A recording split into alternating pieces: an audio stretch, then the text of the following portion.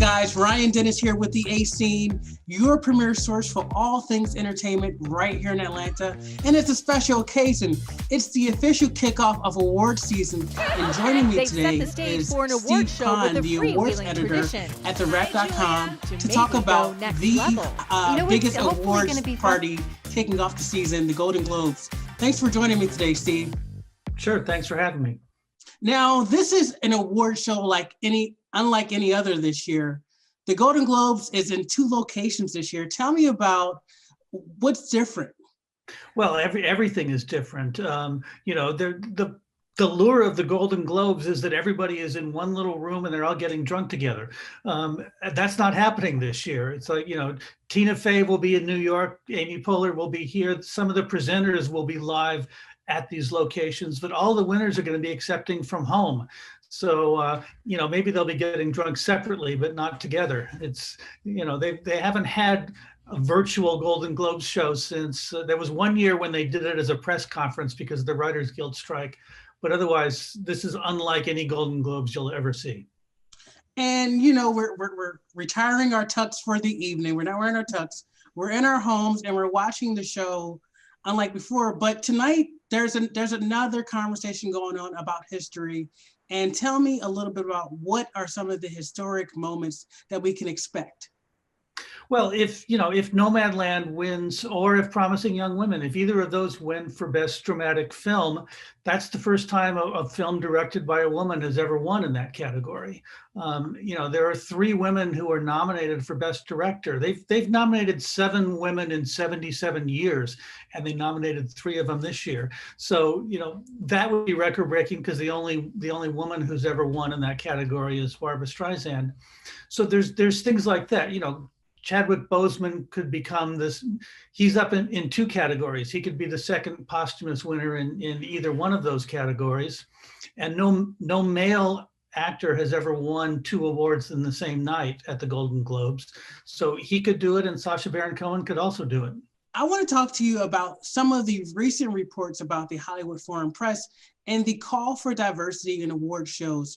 Tell me about what's your take on that. Oh, my take is absolutely the Hollywood Foreign Press needs to completely overhaul what they're doing.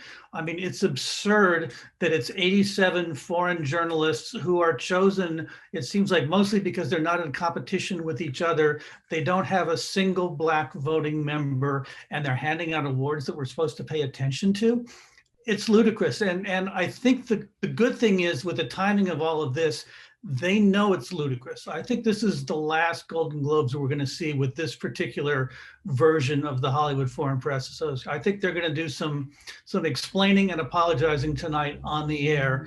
And I think by the time next year rolls around, it's going to be a larger and one would hope much more diverse organization, because it's just silly that we pay any attention to these people as they currently are constituted.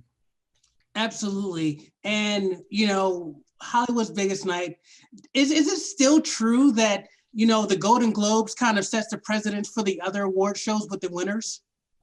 Well, it's not, the Golden Globes don't influence the Academy voters. What the Golden Globes do is point at good movies. And yes, even the Golden Globe voters, as odd a group as they are, they know good movies when they see them. So often they will give awards to movies and to actors and actresses that the Oscars then, will do the same a month or 2 later. So, they're not influencing the others, but they are the first major show that is saluting many of these movies. Absolutely. And Steve, I gotta ask you, do you have any predictions about who's going to take home the GOAT tonight? Wow, I think either Nomadland or Chicago 7 will win Best Picture. I'm leaning towards Nomadland. I think for Best Musical or Comedy, it'll either be Hamilton or Borat. I'm leaning towards Hamilton, but I think Sacha Baron Cohen's going to win one, and I think Maria Bakalova is going to win one from Borat. I think Best Actress is wide open. Maybe Carey Mulligan. I think Chadwick Boseman will win Best Actor. I think probably the Crown and Ted Lasso will have a good night on the TV categories. All right, one more question. Let's talk about the snubs. Who do you think should have been included in tonight's honorees? Well, it's kind of ridiculous.